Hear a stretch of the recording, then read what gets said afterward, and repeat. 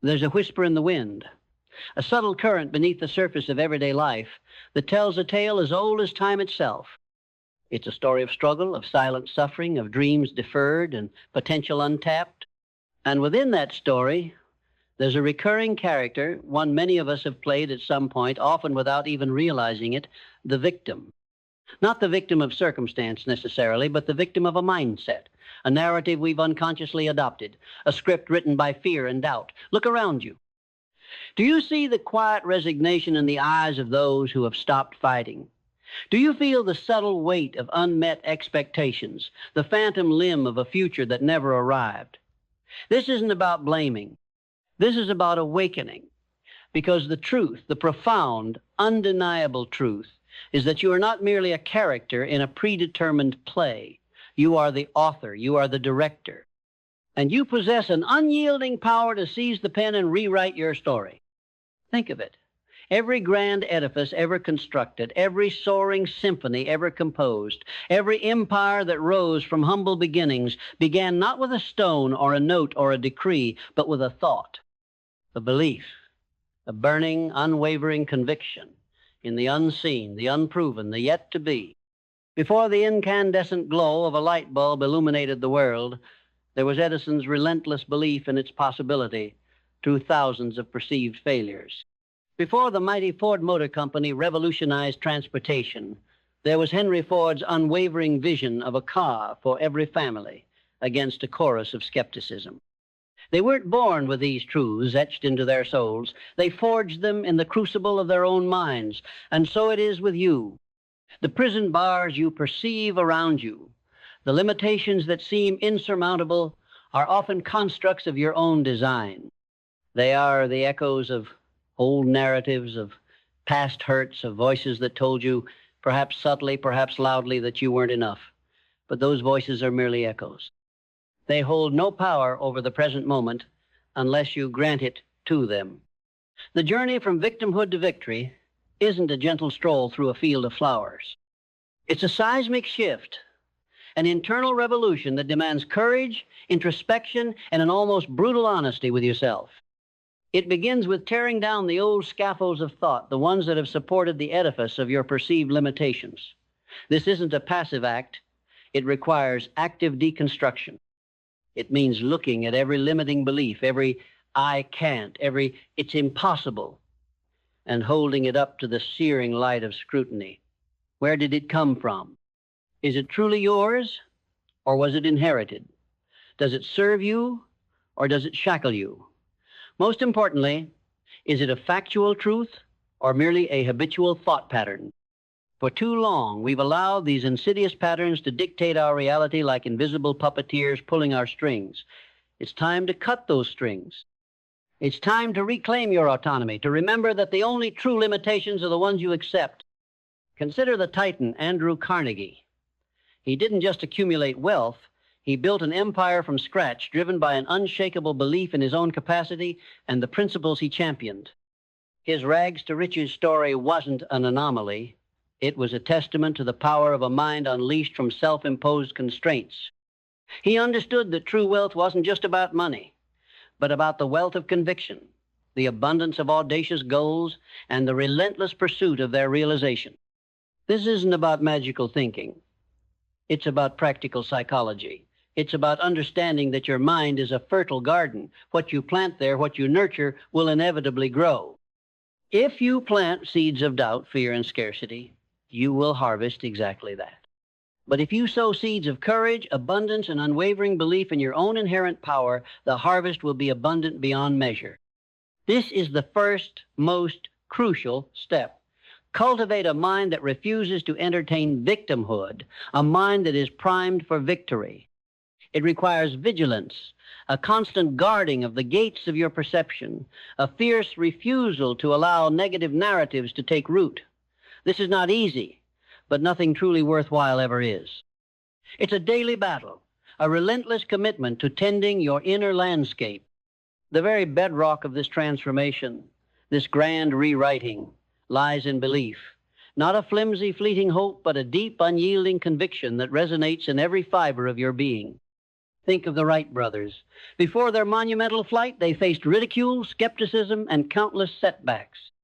Yet they held an unwavering belief in the possibility of human flight, a belief so potent it defied gravity itself. Their conviction wasn't based on what was, but on what could be. This is the kind of belief that moves mountains, that shatters paradigms, that transforms the impossible into the inevitable. It's a belief that whispers to you in the darkest hours, reminding you of your inherent strength, your undeniable potential. Without this foundational belief, every effort is a struggle against an invisible current. With it, you align yourself with the very forces of creation. This belief isn't abstract, it's tangible. It manifests in your actions, in your decisions, in the very way you hold yourself. When you truly believe in your capacity for victory, you carry yourself differently. You speak with a new authority. You approach challenges not as obstacles, but as opportunities for growth, for refinement, for proving to yourself what you are truly capable of. This is the difference between hoping for success and actively attracting it. Hope is passive, belief is dynamic. Hope waits, belief acts. And woven intrinsically with belief is clarity. You cannot hit a target you cannot see. You cannot conquer a mountain whose peak is obscured by fog. Many wander through life in a perpetual haze, adrift on a sea of vague aspirations, never truly defining what victory looks like for them. They speak in generalities. I want to be happy. I want to be successful. I want to be rich. But what does happiness feel like to you? What specific achievements define your success? What concrete numbers, what specific freedoms constitute your wealth? Without this razor-sharp clarity, your efforts are fragmented, your energy dissipated, your trajectory undefined. Consider Abraham Lincoln, a man who faced unimaginable adversity, personal tragedy, and the fracturing of a nation. Yet through it all, he held an unwavering clarity of purpose, to preserve the Union. This clarity, forged in the fires of crisis, guided his every decision, fueled his every action, and ultimately led to his monumental triumph. He didn't just wish for a reunited nation, he envisioned it with an almost terrifying precision, and then he relentlessly pursued that vision. To achieve this clarity, you must engage in a rigorous process of self-inquiry. What do you truly desire? Not what you think you should desire, not what society tells you to desire, but what truly ignites the fire in your belly, what resonates with the deepest parts of your soul.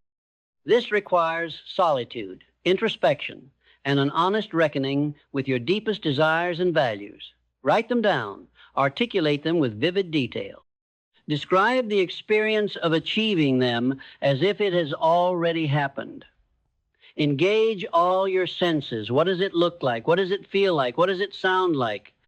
The more specific you are, the more powerful your mental blueprint becomes, and the more powerfully your subconscious mind works to bring it into fruition. This isn't just an exercise. It's an act of creation, a declaration to the universe of what you intend to manifest. This clarity becomes your compass, guiding you through the inevitable storms, ensuring that every step you take is a step closer to your chosen destination. It provides the unwavering focus necessary to block out the noise, to ignore the distractions, and to stay relentlessly on course. With belief firmly established and clarity illuminating your path, we arrive at vision. This isn't merely a clear picture. It's a living, breathing panorama of your desired future, so vivid and compelling that it pulls you forward, an irresistible force. Walt Disney, a man who built an empire of imagination, once famously said, "If you can dream it, you can do it." But his dreaming wasn't passive. It was active, detailed, and utterly immersive. He saw Disneyland before a single shovel broke ground. He heard the laughter, felt the joy, envisioned every intricate detail of the magical kingdom he was destined to create. His vision was so potent, so unwavering, that it inspired an army of collaborators to bring it to life. This is the power of a true vision. It electrifies not only your own spirit, but also the spirits of those around you. Your vision isn't just about what you want to achieve. It's about the person you intend to become in the process. What kind of character will you embody on this journey from victimhood to victory? What qualities will you cultivate? What values will guide your actions? This is where the transformation truly takes root. For external success is merely a reflection of internal growth. You cannot expect a different harvest if you continue to sow the same seeds within yourself. Your vision must encompass both the destination and the evolution of your own being. See yourself not just achieving the goal, but being the person who has achieved it. Feel the confidence, the wisdom, the quiet strength that comes with overcoming adversity. This internal blueprint is just as crucial, if not more so, than any external goal. And this leads us directly to purpose. Without purpose, vision is a beautiful but ultimately empty vessel.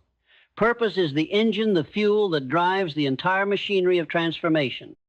It's the why behind your what. Why do you want to achieve this vision? What deeper meaning does it hold for you? How will it serve others, contribute to the greater good, or fulfill a profound calling within you? When your purpose is clear and resonant, setbacks become temporary detours, failures become valuable lessons, and challenges transform into opportunities for growth. Your purpose becomes your unbreakable shield, your unwavering compass, guiding you through the darkest valleys and over the steepest peaks. Consider Viktor Frankl, a man who endured the unimaginable horrors of Nazi concentration camps. Yet he found meaning and purpose even in the depths of human suffering, observing that those who had a why to live were more likely to survive. His purpose transcended his immediate circumstances, giving him an internal fortitude that defied external brutality. This is the power of purpose. It transcends pain. It defies despair. It ignites an indomitable will to live, to create, to contribute. To uncover your purpose, look beyond superficial desires. Ask yourself, what problem do I want to solve? What impact do I want to make? What unique gift do I possess that the world needs? Your purpose doesn't have to be grand in the global sense. It can be deeply personal, yet profoundly impactful. It could be to create a haven of peace for your family, to master a craft that brings joy to others, or to inspire a single soul to awaken their own potential. Whatever it is, it must resonate with an authentic truth within you, a truth that feels like a calling, an imperative, something you simply must do. When you align your vision with a powerful purpose, you tap into a source of inexhaustible energy, an unwavering drive that will propel you forward even when all external motivation wanes. This is the secret force that sustained the greatest achievers throughout history, a purpose that burned brighter than any obstacle, a purpose that transformed victimhood into an undeniable trajectory toward victory. With purpose ignited, the next crucial step is discipline. This isn't the punitive, joyless discipline of forced obligation. Rather, it's the empowering, liberating discipline of consistent action aligned with your highest intentions. Think of a master sculptor. Their magnificent work isn't born in a single burst of inspiration. It's the result of countless hours of patient, disciplined chipping, shaping, and refining day after day until the form emerges from the raw material. Similarly, your victory will not manifest through sporadic bursts of enthusiasm, but through the unwavering application of disciplined effort. It's about showing up even when you don't feel like it. It's about doing the hard work even when no one is watching. It's about honoring your commitments to yourself, even when the immediate gratification isn't apparent. This is where many falter. They have the grand vision, the noble purpose, but lack the sustained, relentless application that transforms dreams into reality. They fall prey to the seductive whispers of procrastination, the subtle sabotages of instant gratification. But true discipline is not about deprivation. It's about prioritization. It's about choosing the long-term fulfillment of your vision over the short-term comfort of inertia. It's about understanding that every small, consistent action builds momentum, creating an unstoppable force that propels you towards your desired outcome. Consider the consistent practice of a virtuoso musician or an elite athlete. Their mastery is not accidental. It is the direct consequence of countless hours of disciplined, deliberate practice, pushing past comfort zones, refining their craft, and consistently showing up even when it's difficult. This is the heart of true discipline, the commitment to doing what needs to be done, when it needs to be done, regardless of how you feel. And discipline, by its very nature, leads to action. Vision without action is merely hallucination. Purpose without action is simply a pleasant dream. It is in the realm of tangible, consistent action that your story truly begins to rewrite itself. This isn't about grand, sweeping gestures every day.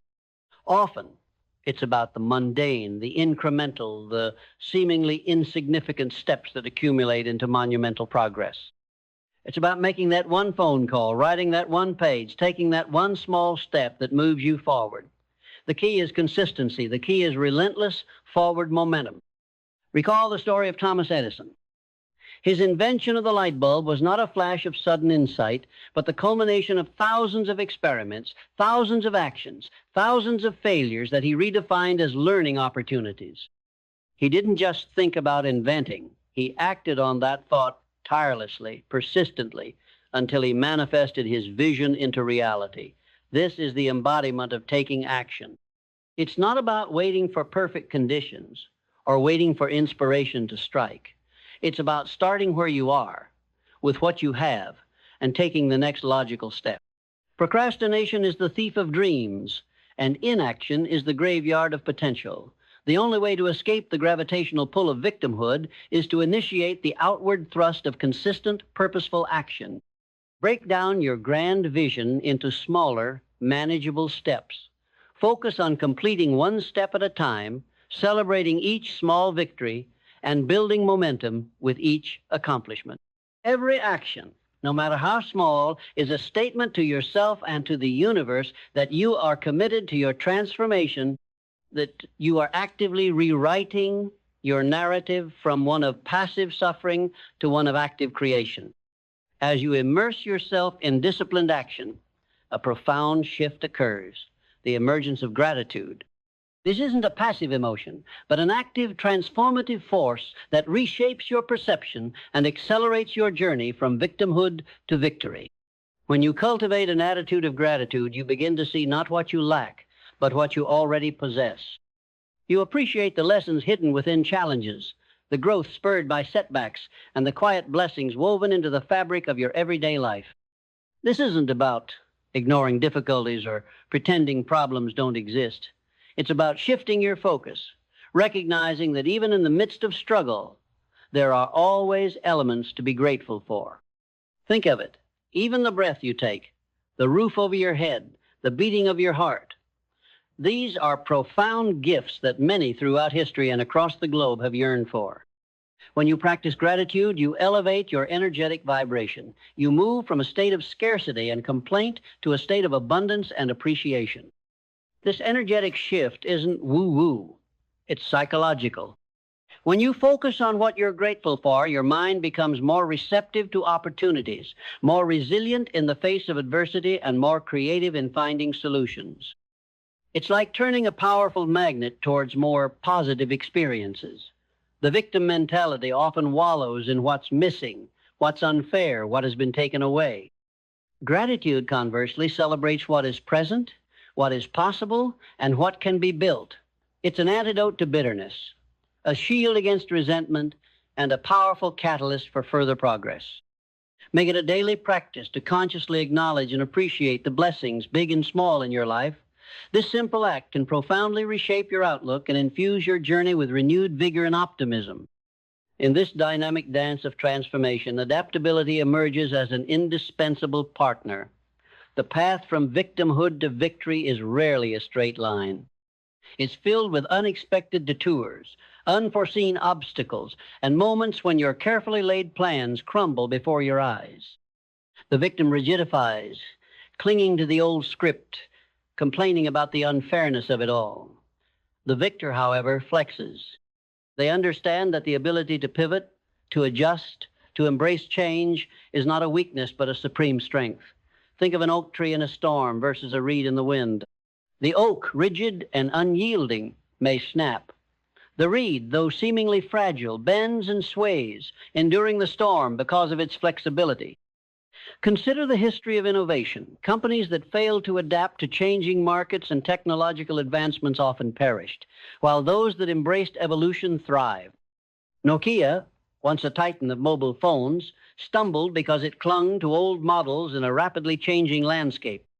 Apple, on the other hand, consistently reinvents itself, embracing disruption and adapting to new consumer demands. This principle applies equally to your personal journey. The ability to reassess, to learn from unexpected turns, to pivot your strategy without losing sight of your ultimate purpose is paramount. It's about being open-minded, releasing attachment to a particular outcome while remaining committed to your overarching vision. It's about viewing every change, every unexpected twist, not as a deviation from your path, but as an opportunity for growth, a chance to discover a better, more efficient route. Embrace the fluidity of life, understanding that true strength lies not in resisting change, but in skillfully navigating its currents. And hand in hand with adaptability comes resilience. Life, in its infinite wisdom, will test you. It will throw curveballs, present you with seemingly insurmountable obstacles, and whisper doubts into your ear. The journey from victimhood to victory is not for the faint of heart. It demands an unyielding spirit, a capacity to bounce back from adversity, not just once, but repeatedly. Resilience isn't about avoiding pain or discomfort. It's about developing the mental and emotional fortitude to navigate through it, to learn from it, and to emerge stronger on the other side. Think of a blacksmith forging steel. The metal is heated, pounded, and then plunged into cold water. This process is repeated over and over, not to destroy the steel, but to make it harder, tougher, more capable of withstanding immense pressure. You are that steel. Every challenge you face, every setback you endure, every moment you choose to rise again after falling forges your resilience, making you stronger, more capable, more indomitable. Consider the indomitable spirit of a figure like Nelson Mandela.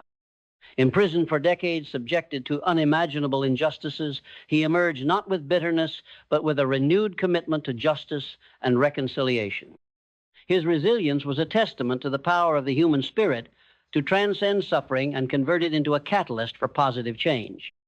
He refused to be defined by his circumstances. Instead, he chose to define his own response to those circumstances. This is the essence of true resilience. Choosing your attitude in the face of adversity, refusing to let external circumstances dictate your internal state or your ultimate trajectory. It's about understanding that failure is not the opposite of success. It's a stepping stone on the path to it. Every perceived failure is simply a lesson learned, an opportunity to refine your approach, a chance to prove to yourself how truly tenacious you are. Cultivate this unwavering grit. See challenges not as roadblocks, but as opportunities to demonstrate your strength and commitment. And this leads us to the continuous pursuit of learning. The moment you believe you know everything, you cease to grow. The moment you stop learning, you stagnate. The path from victimhood to victory is an ongoing journey of evolution, demanding a perpetual curiosity, a hunger for knowledge, and a willingness to unlearn old paradigms that no longer serve you. The world is constantly evolving, new information is emerging, and your own understanding deepens with every experience. The victor is a perpetual student, always open to new perspectives, always seeking to expand their understanding, always refining their strategies. Think of the scientific method: hypothesis, experimentation, analysis, and then refinement based on new data. This iterative process is a microcosm of effective learning. It's about being open to feedback, both from external sources and from your own internal experiences. It's about being humble enough to admit what you don't know and courageous enough to seek out the answers. It's about reading, researching, listening, observing, and most importantly, reflecting on your own experiences to extract valuable insights. The victim often attributes their struggles to external factors, refusing to examine their own role or to seek out new ways of thinking. The victor, conversely, embraces self-correction, understanding that personal growth is the most powerful lever for external success. Commit to lifelong learning. See every experience, positive or negative, as a master class designed to teach you something vital about yourself and the world. Your capacity to learn and adapt is your ultimate competitive advantage, a wellspring of perpetual growth on your journey towards profound and lasting victory. The final destination of this journey from victimhood to victory isn't a fixed point, but a perpetual state of conscious creation, fueled by an unwavering understanding of your inherent power. It's about embodying the principles we've explored, not just intellectually, but deep within the fabric of your being. It's about living from a place of mastery, understanding that you are the architect of your destiny, the sculptor of your reality. No longer tossed about by the whims of circumstance, you become the calm at the center of your own storm, directing your energy with precision and purpose. Consider the ultimate masters of their craft, from Michelangelo shaping marble into masterpieces to Steve Jobs transforming technology into art. They didn't just do things, they became their work. Their mastery wasn't just in their output, but in their very being, in their relentless pursuit of excellence, in their unshakable belief in the power of their own vision. This is the level of mastery you are capable of in your own life. It's not about perfection. It's about relentless improvement, about continuously refining your mindset, your beliefs, your actions, until your life becomes a living testament to your highest aspirations. This journey is a continuous cycle of creation, action, reflection, and refinement. It's about constantly asking yourself, am I aligned with my purpose? Am I acting with conviction? Am I learning from every experience? Am I adapting with grace? Am I showing up with gratitude? And most importantly, am I continuing to rewrite my story, chapter by glorious chapter, from victimhood to an ever-expanding victory? The chains of victimhood are often invisible, forged in the silent chambers of limiting beliefs and fear-based narratives. But the key to unlocking those chains has always been within your grasp. It is the unwavering conviction that you are not merely a product of your past, but a creator of your future. It is the audacious courage to choose a new narrative, to declare that your past does not define your potential and that your circumstances do not dictate your destiny. So now stand at the precipice of your own potential. Feel the surge of power that comes with reclaiming your agency. Look back at the old story, the one where you were passive, reactive, a prisoner of circumstance. Acknowledge it, learn from it, and then with deliberate intent, let it go. Now, turn your gaze forward. See the expansive canvas of your life stretching before you, ready for your masterful brushstrokes. Feel the exhilaration of limitless possibility, the profound truth that every moment is an opportunity to author a new sentence, a new paragraph, a new chapter in the epic saga of your life. The world awaits your unique contribution, your awakened spirit, your transformed story. The silent whisper that once told a tale of struggle can now become a triumphant roar, echoing the undeniable truth. You are not a victim of anything but your own unexamined thoughts. And you possess the unwavering power to rewrite your story right here, right now, transforming every challenge into a stepping stone, every setback into a launching pad, and every past hurt into the fuel for your most magnificent victory. The pen is in your hand. What will you write? What glorious, audacious, deeply fulfilling narrative will you choose to unfold starting today and for all the days to come? The victory awaits. Claim it, live it, be it.